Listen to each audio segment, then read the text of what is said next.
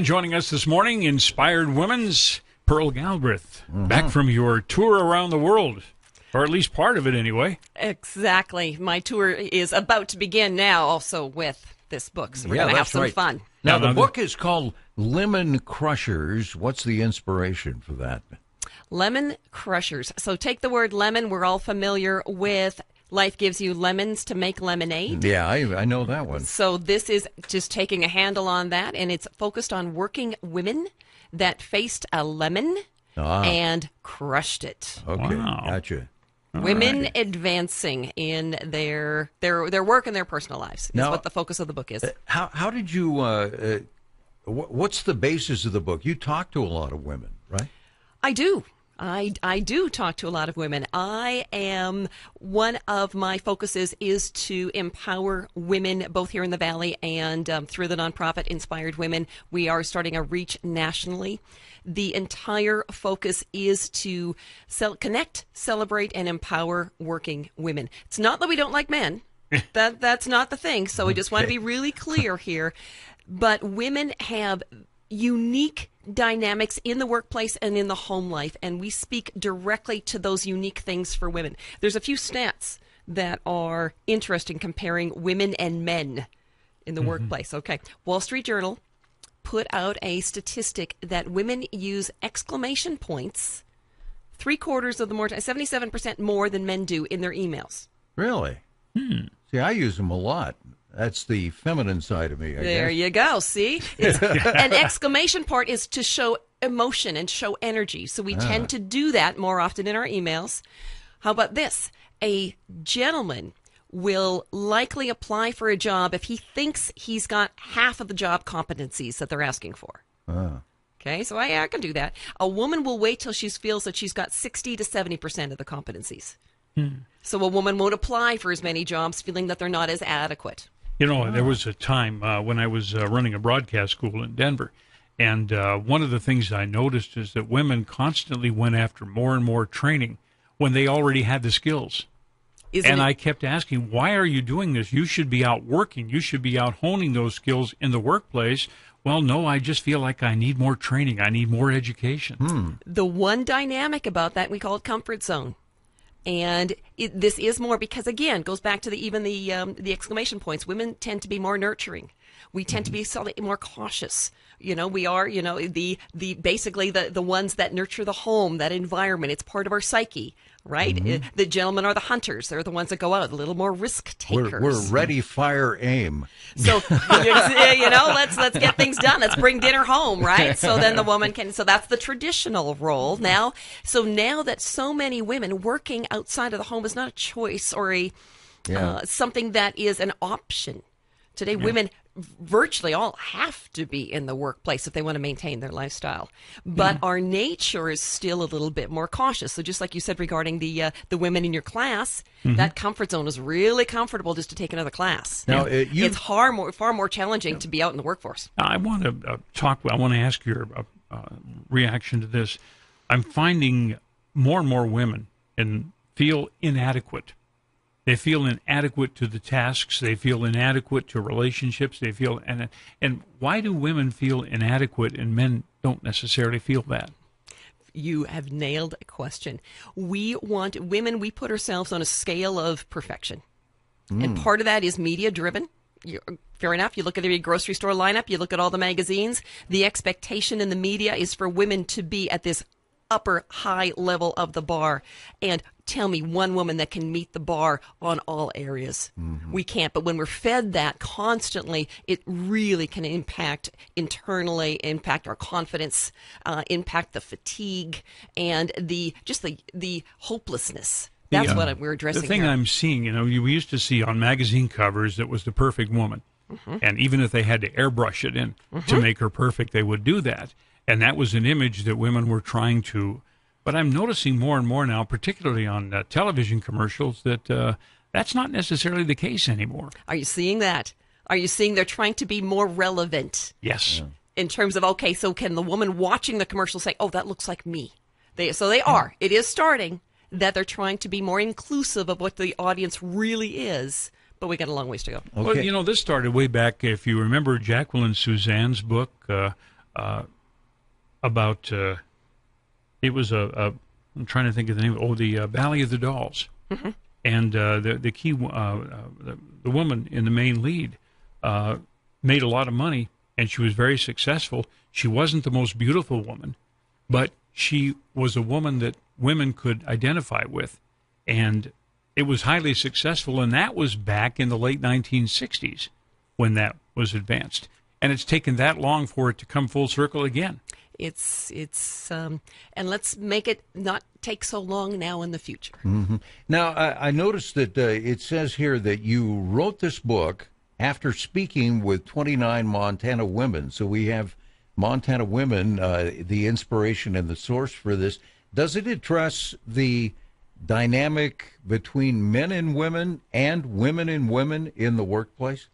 The book is focused on, so thank you for mentioning that. What I did is I actually did over 50 detailed interviews, and all I did is I just basically posted on social media, our new community way of connecting, Right. and said, who's got a story that they want to share in regards to health, relationships, career, finances, or circumstances. And boom, women raised their hands. So then we had connections with these women. So they were able to raise the story they chose. There is very little relationship, the personal relationship between men and women. That's really not very featured very much in the book. Yeah. The adversity that more women were, well, there's a great story in the book regarding a woman named Mary. She's a local woman here. Mary is, I won't say an age, but I'll say that she's not 20s or 30s. Okay, so you can do that. Her career is in technology. So I want you to think about that. So we have a woman in a male-dominated field working here in the Valley. Okay, what was her crisis? Her crisis was she was laid off from 3 jobs within 2 years.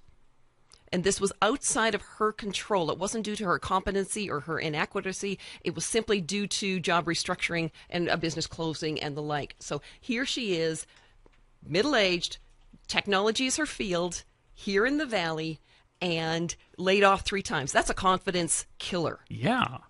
Fair enough? Yeah. So Now, when you say laid off, that didn't necessarily mean she did something wrong. It just means she was the last one on the totem pole, so she got laid off. bye-bye. Thank you very much. We appreciate your work, but there's no longer a desk for you come Monday morning. For a last in, first out. Exactly. Yeah. So after 1 layoff, okay, fair enough. After 2, all right, 3, it's really hard to get your energy Yeah. back.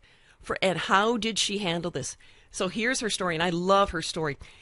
How she was creating some income is she was freelancing. So she was doing projects for different companies, and the approach was that she was working for companies that were national, and she was working out of her home, which was all great, but she didn't like the freelancing part. A company in Big Fork found her application, called her up, gave her a job. Okay, this is where the story gets really interesting. You would think, my goodness, I've got a job. I'm going to take it. She wasn't enthusiastic because she liked the job, but she did not love it. Oh.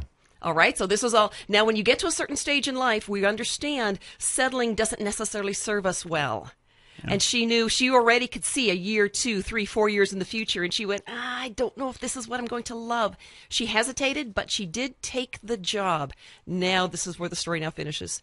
She took the job. She had to call the companies she was freelancing for and say, sorry, I can't work for you anymore. One of the companies was stunned. They said, we need you. We love what you do. She says, you basically got 24 hours. They came back within 24 hours with the job offer, her dreams. She is now thriving. Oh, that's excellent. That's right. Okay, now I know that you spelled out some things here, and I want to ask you about that. I'm looking here on the, all right, whoa, where do I go here? I like the way you say adversity sucks when you talk about lemons. Okay, peel your lemon, make lemonade. Okay, you got P for prepare for a lot of stuff. Talk with us about that. And for Pearl, too. And for Pearl. Yeah. So the book is divided into 2 sections. The first section is basically a guide. How do you reduce adversity in your life? All right. And this came to me as I was in the writing stage. I said, and I was sitting one Saturday morning, and I said, well, how do you reduce adversity? And it came back, is you got to prepare. Mm-hmm. Right? If your check engine light comes on in your vehicle, but you're the one tagged to drive the kids to Missoula this weekend for their sports game, and you don't check your vehicle and you break down a Ronan, you didn't prepare very well. Fair enough? So a lot of life adversity can simply be eliminated or avoided or reduced with a little bit of preparation. And I divided it into the 5 areas that we really focus on in the book. Yeah. Finances, career, relationships. Relationships, here's the thing for relationships. In the book, as women were sharing their stories, so many of them talked about how colleagues, friends, family stepped up to help them when they were in their crisis. Well, that only happens if you're a friend first. You can't be in a crisis and then, say, hey, come help me, come help me. The only people that are going to be willing to help you are those that want to help you. That means you have to be a friend before you need a friend. Wow. Right? Does that make sense? Absolutely. You can't burn bridges. So many women mentioned that it was past colleagues, past employers that actually stepped up, maybe after an unfair being let go or a circumstance, and they chose not to burn a bridge with someone. Well, 5, 6, 7 years later, because they didn't burn that relationship, there was an opportunity for someone to step up and help them. That's huge. So P is for prepare. E stands for expect. Expect. If you think, if you are one of these people that thinks, why me? Why me? Why is this happening to me? Dream on. Life happens, right? We've all lived long enough to know that troubles and challenges are going to come our way. Expect them. Don't think, if you think that you are above adversity, well, then you're putting yourself above everyone else of humankind. Why should you be given any special treatment? Now, the second E stands for evaluate. Oh, evaluate is your attitude. When you're in the middle of a challenge, you still can choose your attitude. You can choose to say that life is over, or you can choose to say that I'm going to conquer. You get to control your attitude in the middle of even the most horrific scenario. L stands for lifesaver. Oh, every single woman mentioned somebody in there.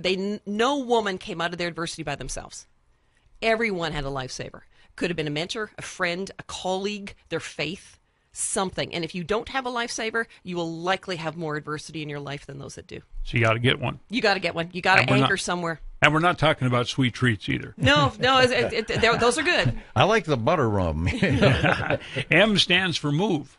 Doesn't matter how much you learn, how much people educate or teach you. The story I relate in my book is for my son. When my son was in high school, we were, as a team, my husband, myself, and the teachers, we gave him all the support. We met with the teachers. We set him on the path. Basically, here's the road, and we put him there and said, go, child, go, right?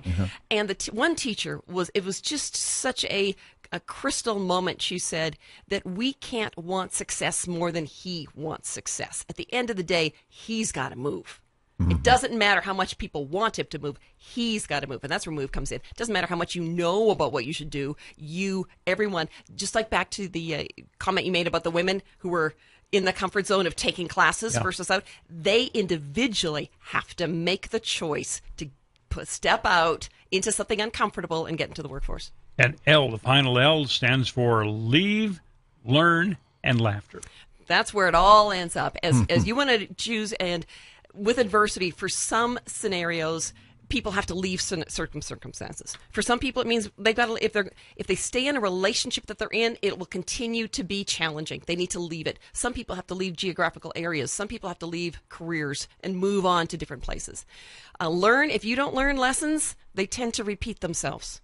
Don't know about you two gentlemen, but it's probably happened in your life once or twice. There are situations where I had to remove myself from the situation because it just wasn't healthy. But exactly. It's you physically. It might be hard, but you have to do it.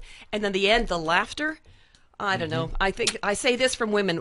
Do you really want to earn the title of being the most wealthy or having the biggest position possible, yet being the most bitchy woman alive? Is that really what you want to earn as a title, right? And sorry for my French there, but no, that's a good point. You've got to go to what fills your soul. You've got to go where, that just goes back to Mary. Mary was looking at this job and she went, this job, I get my paycheck, but it's not going to fuel me. And how she resisted even after 3 years or 2 years and all this dynamic. So you got to leave. You got to go for what makes you happy. You know, this is great advice for anybody, and it works for women, of course. But one of the things that we've been trying to tell our grandson just turned 20. He's changed a lot in the last year. But when he was 18 years old, he came to us and he said, I don't know what I want to do for my life. I don't know what kind of work I want, but I want to make money. I don't care what I do as long as I make money. And Judy would say, you look in your heart. Do what you love doing, and the money will come. Yeah. No, I don't know what I want to do, but I want to make money. And in the last year, he's learned and kind of figured out that it's what he loves to do that's going to make him the kind of money he wants to make. Money's a byproduct of, you're just... If you're good at what you do, and you're good at what you do because you love doing it. There's a statistic, and I talk about it in the book, that happiness will only increase based on income. The more income you have, up to about 75,000. Okay, so and this is a statistic from a few years ago. So if we take some inflation, let's say it's 85 or 90,000. Okay, so we all know that if you make less than 80 grand today, or as a family unit, life is challenging. Yeah, fair enough. There's going to be challenges, but what the statistic says is once you increase over 80, your happiness does not increase proportionately. So you can make more money and be miserable. So that's where it goes back to exactly what you said for your grandson, is align what you do with what fuels you. Yeah. Well, if you're in a disconnect, you're going to be miserable. You can only get so much happiness out of a new boat, a new car. Your possessions tend to possess you after a while. It's complicated. I will say millennials are getting smart. Millennials are getting smart, and also in my day job, I also work with a lot of people, for finance, and we talk about money. But I talk a lot about debt load, and most people acquire their things through debt. Fair enough. It's the mortgage, it's the loan, it's the credit card, it's the dynamic. Sure, they have the joy of the thing, that widget, the car, the boat, the house, whatever it is, but they got the responsibility of it. You nailed it. And the burden. And then suddenly they wake up one day and they go, is this really making me happy? Yeah. I've had friends in my life that build big companies. They start out just him and his wife and, a couple of trucks. Next thing they know, they got an army of trucks and everything. And he woke up one day and he says, I'm not happy. Sold the whole darn thing. Sold it all. And a couple of years later, he got a couple more trucks and started the company over again. Yeah. Another one just like it because it got to be too big. Yep. Too much responsibility. So it goes back to laughter. We just saw this today with Magic Johnson, president of the L.A. Lakers. And he says, I don't like this. I liked it better when I was playing than I do now. Yeah. And isn't it what I love is that's coming, people are seeing that. They're getting cognizant of it. And part of that is our birthdays only go in one direction. Right? Unfortunately, they don't go the other way, which is like, darn it. But because they go, and we look at that and we go, we got limited number of time left to really contribute. How do I want to be contributing my time? Wow. And I don't like that my birthdays are going in that direction either. So hence, that's why I want to say this. I announced on October 19th I was going to write a book. It's in your hand. How long was that? Wow. That was 6 months without even a concept of what I was going to write. So anyway, when you do have something in front of you to get a project done, get it done. What was the inspiration? I got something inside of me. I got to let it out. It's exactly what it was. Yeah. You know what fuels me? That people can have lives with less challenges, and a lot of the book is common sense. Yeah. And so much of our the baby boomers learned a lot of common sense. The X generation and the millennial generation, it wasn't so much a part of normal experience what they experienced growing up, right? Because the boomers, we all got it from the traditionalists. Traditionalists are the ones that went through the Depression. Yeah. Common sense, basically. If you didn't have common sense, you're not here. You better clean up your plate. You don't know when you're going to have your next meal. Right, you eat the cabbage, right? Because that's all we got tonight. The Xers and the millennials, that's not necessarily part of the lifestyle growing up, and it's definitely not part of our school system. So the book is common sense. I am, if you say anything, I'm a common sense sharer, and I want people to understand it all comes down to really 5 words. There are consequences to choices. People can live their lives however they want to, but whatever choice you make tends to have a consequence. If you want to set yourself up for less stress, make good choices. Okay. Gosh, we could just go on and on here. Before long, we'd be giving away the whole book. Yeah. The book is Lemon Crushers. Pearl Galbraith, founder of InspiredWomen.org. How can we get a copy of the book? Amazon. So Amazon for now, boom. Just All right. say put lemon crushers in Amazon, and boom, you'll even see that it's a bestseller. So we bet love you. that. Excellent. I'll bet you could get a couple of bookstores locally here. To grab it. Absolutely. Now that we actually have a book in hand, Yeah. and I'm an advocate for local companies. That's a huge thing for me. So I will be door knocking, saying, hey, here's an opportunity. Also, tomorrow is Inspired Lunch, is our big official launch. So it's 11:45 at Canvas Church. That's where we connect working women together. It's called Inspired Working Women Networking And you bring Lunch. your own lunch. Bring your own lunch, no cost. If you And- don't like olives, it's not my problem. Networking. Yeah. That's right. Networking. And I want to point one more thing out. I've just been paging through his book, and thank you for a copy of it. Absolutely. I think men ought to read this book. Oh, it's I think men should read this book. There's so much great information in here. Yeah. men can be lemon crushers as well. We'll call them honorary members of the society. All right. Pearl Galbraith. Gosh, Thanks, thank Pearl. you so much. Thank you. And congratulations on a great book.